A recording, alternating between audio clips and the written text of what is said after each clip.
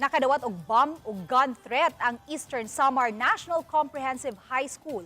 Pinaagi sa online post, hinungdan nga daling gisuspenso ang mga klase ug daling girespondihan sa kapulisan.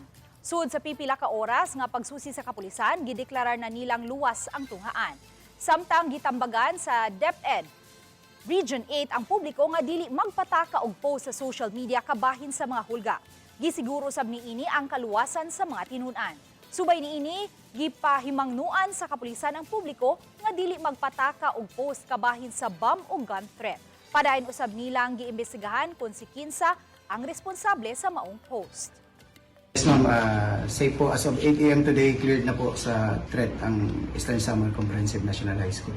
Was posted actually last week, but it was discovered by some proactive students and it was a serious threat